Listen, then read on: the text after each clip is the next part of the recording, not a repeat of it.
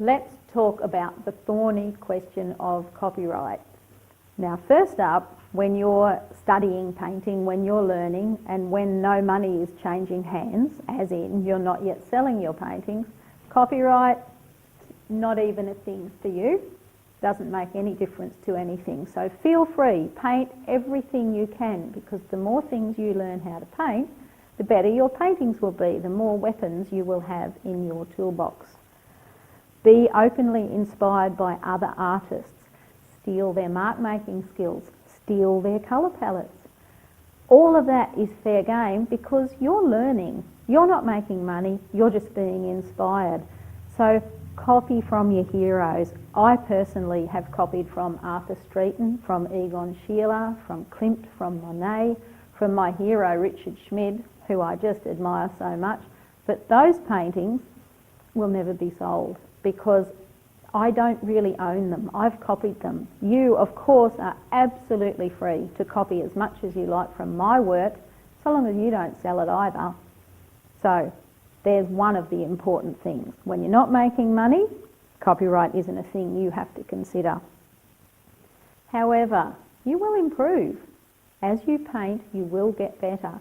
And once you do become good enough to start selling work, there's a few other things to consider. It's all about you.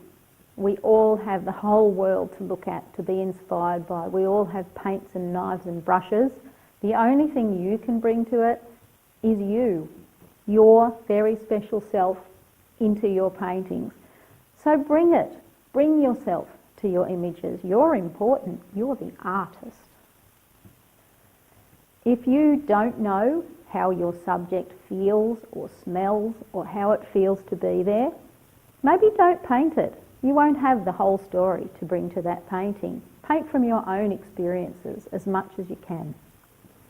Remember, we are all full of terribly bad paintings. The sooner we get them all out, the sooner we get to the good ones that are lying just underneath. So, now, let's go through time a little bit, and you're starting to sell paintings. Urban myth 1 about copyright says that if you have changed 10% or more of the original image, then you're cool with that. You're no longer infringing copyright. That's nonsense. The other urban myth is that if you flip or reverse the image, you are also not infringing copyright any longer. That's a nonsense as well. The Australian law, my understanding is that if it is the same in any significant respect, you are infringing copyright.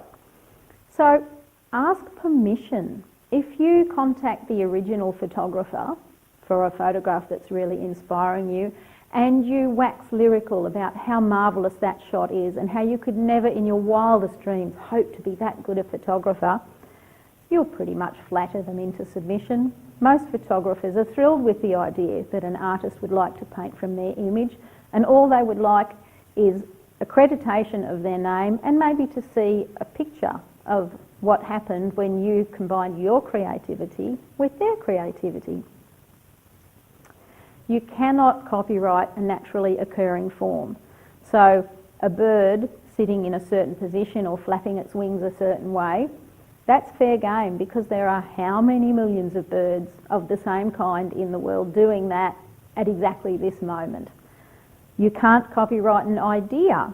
So if you've fallen in love with someone's painting or someone's photograph that has a lineup of galahs, which are an Australian parrot, sitting on a fence, you can't copy that without their permission, but what you can do is line up some galahs of your own, or, substitute bird of your choice from wherever you are in the world. Some photographers, particularly wildlife photographers, can get quite litigious about it. They do sue people who infringe their copyright, and that's a bad thing because they're entitled to not only any money that you've made from the sale, but they're also entitled to damages. It's all about respect in any case. You, as an artist, would like to be respected, so it's really important that you respect other artists as well and don't infringe their copyright, don't steal their stuff without permission when you're making money from it. Having told you now what not to paint, what you need to do to find out what you do paint is try and dig down into what you're passionate about. If you love a certain image, try and understand why. For me, mainly it's about motion. I love the idea of where something is, where it was, where it will be. The big fancy art word for that is simultaneity. The Cubists were very interested in simultaneity, and so were the Futurists, and they were very inspirational for me. I'm also very, very interested right now about the way things sound. So in my practice at the moment, there's lots of stuff about palm trees and the way the leaves clatter as the air passes through them. And of course, I have a long history of screeching lorikeets and birds and things like that. The sound is really important to me. Why wouldn't I do that hard thing? Why wouldn't I go, oh, okay, I have a medium here, paint on canvas that doesn't make a sound. I'm going to talk about sound with that. Perhaps you're interested in different things. Perhaps you are interested in serenity or smells or music. Perhaps you just really, really respond to Jacaranda Purple. Ah, hang on, that's me again, isn't it? You can get the girl out of Grafton, but you can't get Jacaranda City out of the girl, apparently. Pick a thing that you love and love it with your brushes. Only you can do it in your own special, unique, wonderful way. What a gift to give to this world, your paintings, your interpretations. Happy painting, everyone.